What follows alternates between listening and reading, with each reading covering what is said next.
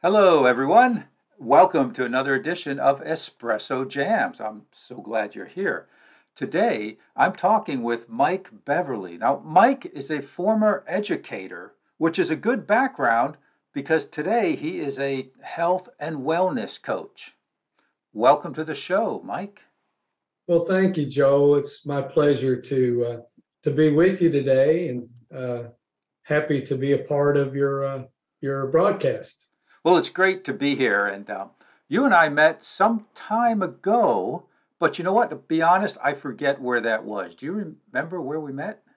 We met on LinkedIn. I reached out to you, and we did a Zoom so that we could learn more about one another, and and it was just amazing. As I'd mentioned to you before we started today, I've mentioned some of your exploits, like going to Mount Kilimanjaro, which is, on my bucket list now. You got me so intrigued about it that I put it on my bucket list. So that was pretty interesting to hear about your exploits, and but we did connect on LinkedIn. Okay, so that's where it was. Very good. Yeah. You're listening to Espresso Jams, short, concentrated, delicious conversations about business, technology, and entrepreneurship. If you're just starting out on your business adventure, or you're a seasoned business professional, I'm sure you'll find value in these short conversations. Espresso Jams is brought to you by 𝐒𝐜𝐴𝐽, providing the tools, insights, and transformative structures to help you reach your business summit. I'm your host, Joe Matz. Let's get started. We're going to get into what you're doing now and the transformation you provide for your clients, Mike. But I'd like to know how it is that you became a health and wellness coach. Well, let's start with this. What were you doing before you were a health and wellness coach? Well, I have a pretty diverse background, Joe. I was a band teacher for a number of years at a number of different schools, mostly in the Southeast. I started in a small rural town in Southwest Virginia and moved down to North Carolina. And while I was in North Carolina teaching band there, I was recruited to go to the University of South Carolina as a graduate teaching assistant. And part of that benefit of being a graduate teaching assistant was I got to go to do my master's degree for free, and I got paid a small stipend to basically be assistant band director at the University of South Carolina for very little money, but a lot of hours. but all of my education, all of my textbooks, everything was free, and I ended up achieving the master's degree there, receiving that, and I put 30 extra hours over and above my master's degree toward a doctorate degree, which I didn't complete, but I'd done it as part of the free education. We used to call it slavery on steroids. but it was a wonderful experience, and I got to be around the university there for a few years, and it was wonderful, and gave me a lot of insight into what I would do when I ultimately went back to teaching band in the public schools. Okay, so how long did you do that?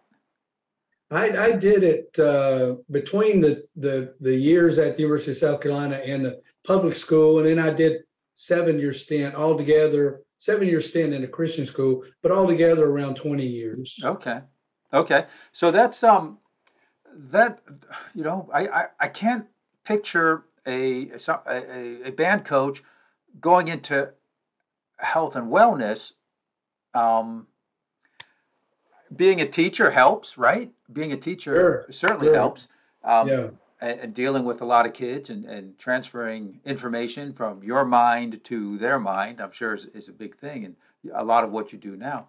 What was the inspiration that inspired you to be a health and wellness coach?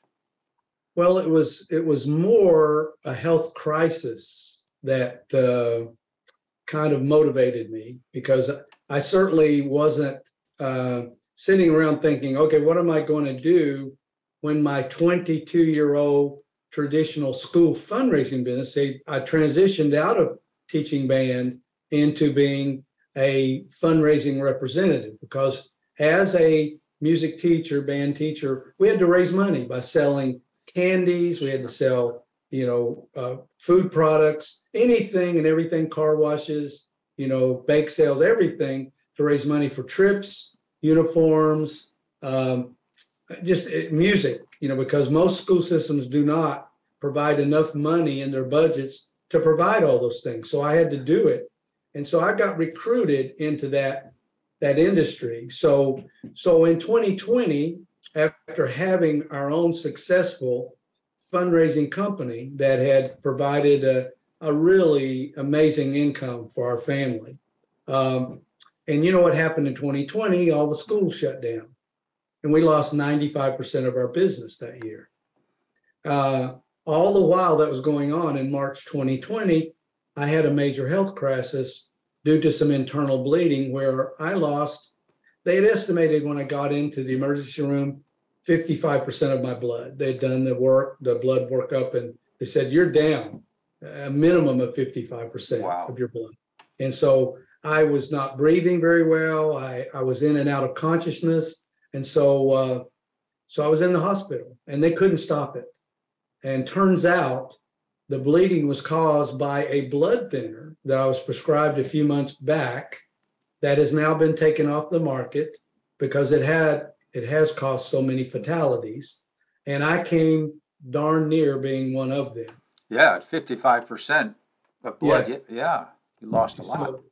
So any rate, they couldn't stop it.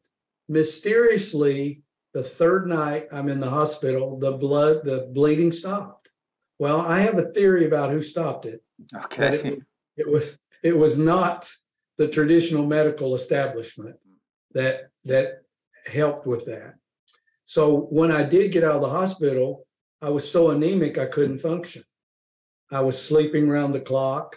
I mean, literally some days, 24 hours. One day I went to bed on a Thursday, 4:30 p.m. I woke up the next day, Friday, 6:30 p.m., 26 hours. Wow. So that was happening over about a week or 10 days, and I was becoming a little depressed. Sure. I truly felt that I would not live. I was going to die. And I happened to be in a mastermind coaching program with some very successful people all over the country. And an author friend of mine had invited me on, and I told my story about what had happened. And a gentleman who happens to be from your state, who lives in Fayetteville, North Carolina, told me about a new health technology that he said, I think will help you. And sure enough, literally within 5 days of using this new breakthrough technology that had really helped his wife and saved her life a few years prior, literally turned my health around. In 5 days, I was up, went downstairs for the first time in well over a week, and, was walking around, being up instead of being, horizontal. So it was just purely, it was a godsend, actually, Joe. It really was. So I kept using it, kept feeling better week in, every week, and day in and day out, I kept feeling better. When I went in for blood work 5 weeks later, the doctors and the technicians could not believe that my hemoglobin was normal, because they told me it could take 6 months, possibly longer, to get it back to normal levels. But in 5 weeks, it was perfect and blew their minds. And quite frankly, I was not shocked because I felt so amazing. I felt like I had more energy in 5 weeks of using this technology than I'd had in decades. And now I'll be 70 in June, 6 months from now. And I had blood work about 3 months ago. They told me I had the blood work of a 25-year-old. But that's awesome. I feel that way. I'm out riding my bike up and down hills for 8 miles, doing 100 sit-ups, 50 push-ups, and just doing things that I couldn't even do before the challenge that I went through. So I feel very blessed. And so then when some other family members of mine started having some amazing results, I started telling everybody that I knew about it. Yeah. And they started having amazing results. Okay. So that's kind of how it wasn't a plan. It wasn't a plan. I'm beginning to get this picture, Mike, that there was a series of happy coincidences. Now, some of those were not very happy coincidences, like 55% of your blood being lost. But getting to the school in South Carolina, having the free education. I remember my college days. I lived on ramen noodles. We used to get 5 for $1. Yeah. But I got the education. So you got the education, and then you got other opportunities, and you needed to raise money. So you started doing that. You kind of went along with the flow and did what you had to do because of things that either happened to you or situations that you were in. I think it's fascinating that you were raising money for your own students, and then all of a sudden you are now helping many schools raise money for students. Is that correct? That's exactly right. Yeah, that's exactly right. And you mentioned the ramen noodles.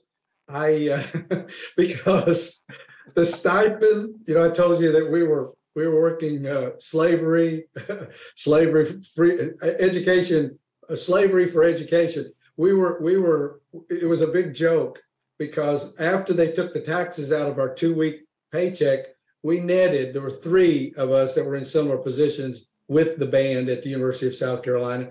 Our net take home every 2 weeks was $144.44. $144.44. My apartment rent was like $400 a month.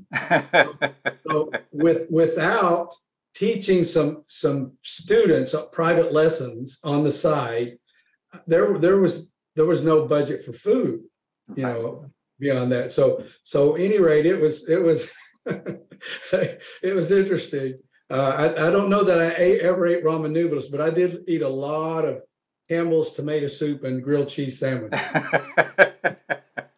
That's good. I remember me and my buddies one time, we pulled our money together and we bought a 50-pound bag of potatoes because it was relatively cheap. Oh man, we ate potatoes for 2 or 3 weeks straight. Oh yeah. There's a lot you can do with that bag of potatoes. That's right. Well, we tried to do everything we could. Believe me. Oh, that's cool. Yeah. What a good story. So it's interesting now that you are an entrepreneur. Do you see anything in your past that may have been an indication that one day you were going to have your own business? Well, and in that too, I was working for a school fundraising company that was headquartered in Indiana, and they had reps all over the country, and I just happened to be the rep for Central Florida. And 5 years into that, they went belly up, closed their doors unannounced in the middle of the summer, when there were no schools open. So it was tough. So all of a sudden, I went from having a pretty nice income after a 5-year stint with that company to having none. And I interviewed with several other companies and decided that if I was going to continue doing this type of work, I would do it for myself.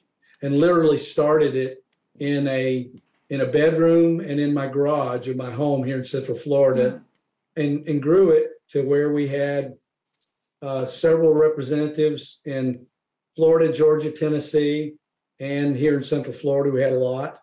But I ended up being a business owner because another company that I'd started with went belly up and left me holding the bag. And so I just, went for it.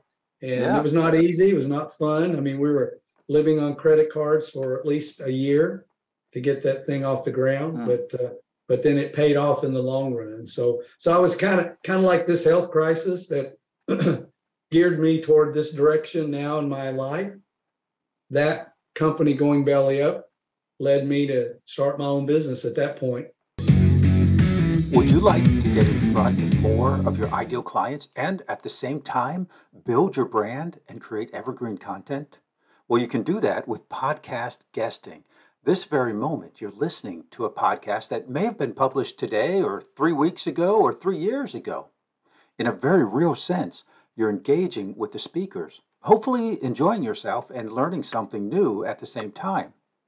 And you're getting to know the guest and how they help their clients, their customers, and the problems that they solve.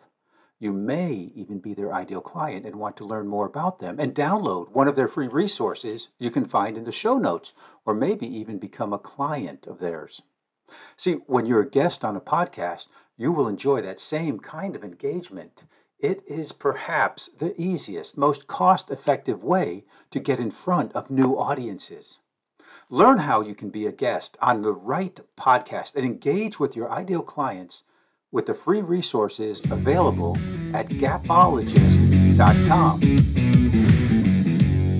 Yeah, well, you know what the Chinese translation of crisis is, right? No.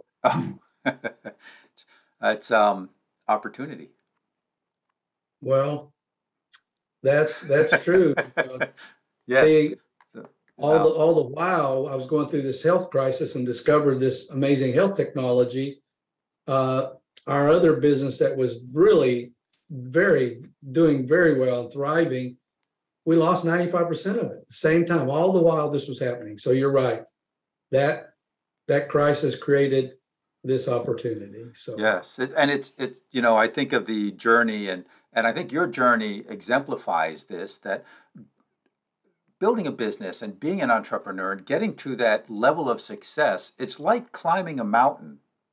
And when I climbed Mount Kilimanjaro, there was one day we didn't gain elevation, we lost elevation.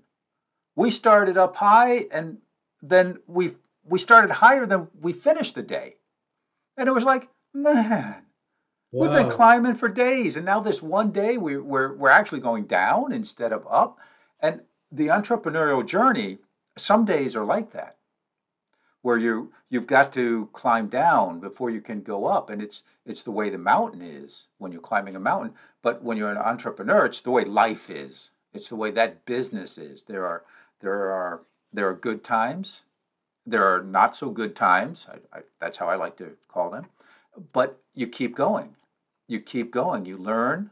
You keep going. You adjust, and you keep going. And you were in a business for 5 years and doing well. So you obviously had knowledge, experience, and expertise that you were able to leverage when you started your own business. That's true. Right? That's true. So what did you do back then in the beginning that if you could do it over again, you would do differently? Oh, wow. I've often thought about that. That's a great question. I don't know. Maybe I would have taken a little time and, tried to write a business plan and do things like that. But, I literally was in survival mode. So when you think about having, even though I was on commission, I had a weekly commission draw that was in my commission account, and that came every Friday. It was like clockwork. That was in the mailbox every Friday. And all of a sudden, I go to get the mail on Friday and it says, "Oh, by the way, this will be your last check because we've just closed the doors." Wow. And then this is July, okay? July, when there's no schools open, so I can't go do any business, at that point. And I'm thinking, what am I going to do? So the first reaction was to go interview with other companies. Right. And I was very welcome in the door because I had become a high producing sales rep for that company.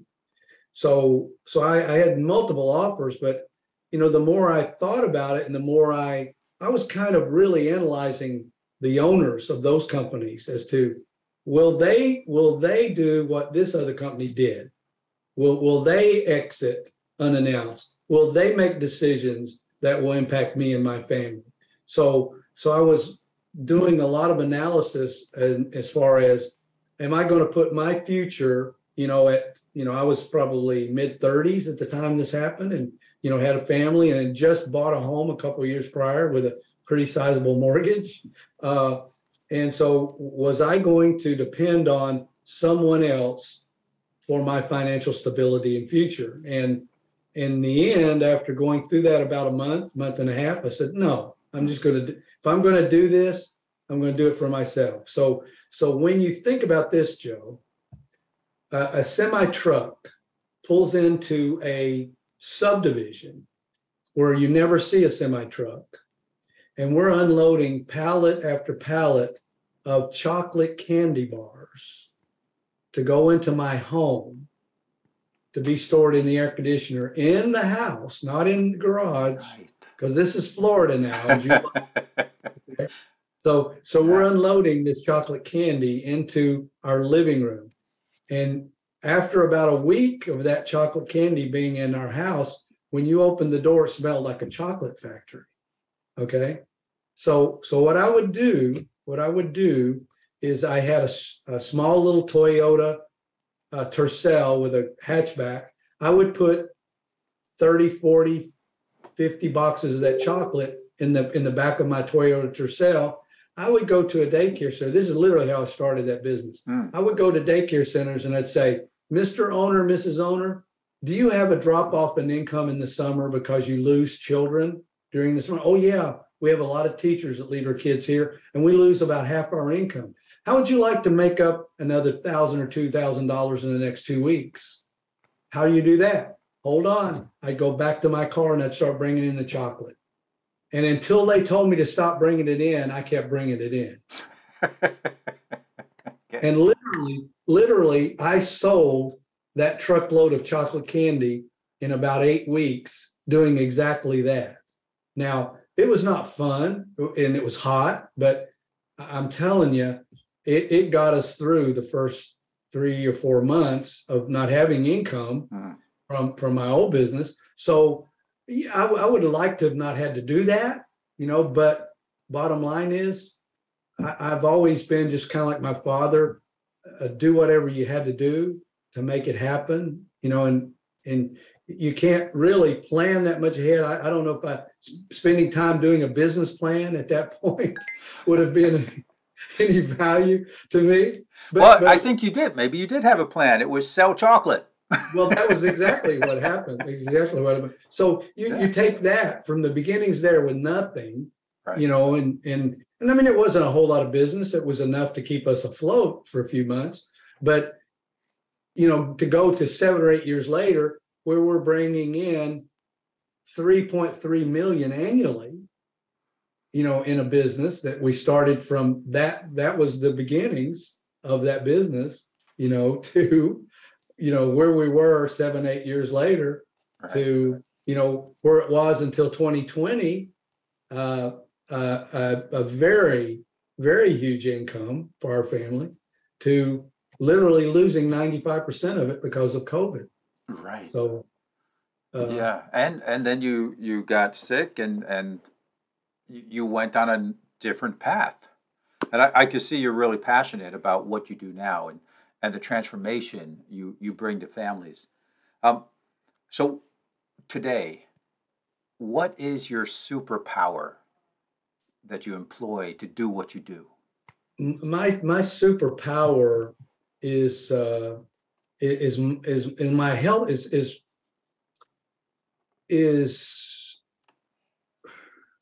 initiated by what happened to me, and how I've transitioned my health, and at almost 70 years old, to be as vital and as energetic and have as much energy as I have. My superpower is mentoring, coaching, and teaching other people about the importance of that at whatever age. I mean, I've spoken to 31-year-old cancer survivors. It's hard to believe someone at that age has had to go through that. But, there's a lot of adolescent cancer situation, right? Sure. So to work with people that have dealt with that, and to share with them how they can be more vital no matter what stage of life they're in. But one of the real aha moments early on, after I started telling people about this, especially a family member of mine who'd been suffering with migraines for 25 years, and I think I might have had 2 major sinus headaches to the point I couldn't get out of bed. It was so painful. But she was having migraines so bad she couldn't get out of bed 2 or 3 days a week. And in 60 days of using this technology that turned my health around, she stopped having migraines. And so to see that, and to see that, she has a life again. She couldn't keep a job because of that challenge. So she became a real estate agent. And then on those days when she had horrible migraines, she'd just say, "Hey, Johnny, would you go show that house for me? I can't get out of bed today." So she had to do that career. And it even stifled that career for her. But now, I mean, it's really rewarding. So my superpower, I think, is my passion, Joe, about what this technology can offer other people, whether they're, young, like I mentioned, the 31-year-old, or, another person that's in their 80s that was dealing with some really bad skin issues that was from damaged cells, which, we don't like to talk about the big C word so much, but that's what it was. Any rate, to just anyone. But as I was mentioning, a big aha moment came when I spoke with a competitive athlete that is a national champion Ironman. And she's also a naturopathic doctor here in Central Florida. And I asked her if she had heard of this technology. She said, "Oh, yeah, I've been using it for 5 years." That blew my mind. Why someone that's as athletic as she is and as competitive, I mean, a national champion Ironman, for anyone that doesn't know what an Ironman is, I mean, you're familiar with it. You've got to be in shape. You've got to be in multiple shapes. Trust me. Because it's in multidisciplinary to do an Ironman. It's absolutely amazing. Yes, like a 2.2-mile swim, a 112-mile bike ride, and a full marathon, all in one day. Right. All in one day. And she's a national champion, has won that national championship in her age bracket. And I asked her, why would she be using it? She said, "Oh, Mike, this helps me perform better. I cut off 30 minutes of my best competitive time when I was 28. I'm 50 now." And that really got my attention to how not only is it going to help people with me with health challenges, or my sister-in-law with, chronic migraines, but a competitive athlete that wants to perform better, have more stamina, more, quicker recovery time, and all of that. So it's been truly a life-changing journey. And this is the most interesting thing that's happened to me. I've got a friend of mine. He and I started teaching exactly the same year, 1975. Probably a lot of your listeners weren't even born. That's possible, yes. 1975. He just retired. He just retired after 42 years of teaching. And I said, "John, what are you going to do?" He said, "Absolutely nothing. I'm going to sit on my butt, watch TV all day." And I said, "Well, how is your wife going to react to that after, say, 3 months?" He said, "I don't care. I deserve it. I've worked hard." I said, "No question you've worked hard. If you've stayed in education 42 years, you deserve a lot of rewards. But I wouldn't prescribe that one. And I said, friend to friend, my opinion, John, that's a prescription for an early grave." He said, "Oh, Mike, you're crazy." I said, and he asked me, he says, "When are you going to retire? Aren't you?" We're both 69 years old. We're exactly same age. I said, "Well, if I had to put a date on it or an age, probably 95. And he just laughed and thought I was crazy. I said, "Why would I stop doing what I'm doing, having fun, helping people feel better, look better, and, enjoying life more? Why would I stop doing that?" I mean, maybe I will stop before 95, but that's kind of the target. I think doing what you love, if you do what you love and enjoy and are passionate about, you never work a day in your life. Right? That's And I, exactly right. I, I definitely see that in you, Mike. And that's, I'm glad to see that. It makes me happy. More people being happy and doing what they love, I think is better for everyone. I think it just Yes. raises the vibration in the world. Amen. Amen. So, Mike, do you have anything you in the last minute or so you'd like to leave our listeners with? I would just say, just like one of, I do a podcast now, as you and I chatted about. In one of my episodes, I talked about having an open mind to alternative methods of healing and wellness. Just keep an open mind. You don't have to avail yourself of them, but at least keep an open mind about them, because there are so many opportunities and so many modalities and technologies available that are all natural, that are not drug related or pharmaceutical, that you can avail yourselves of. And like I said, whether you want to avail yourself of them or not, just be open-minded to learn about them, because there are some amazing people. I mean, I've spoken with so many medical doctors that are now leaving that profession to become functional or integrative medicine practitioners or concierge medicine practitioners. And they are realizing that the be all, give all, just come in and write a prescription and send the patient on his way is not real, true health and wellness. No, that's working on disease. That's curing disease and not working on creating health. Exactly. And Exactly. I think that's where the secret is. And I see that's what you're doing. You're creating health to keep people from disease. Exactly. Exactly. That's awesome. Do you have any free gifts for our listeners or? I do.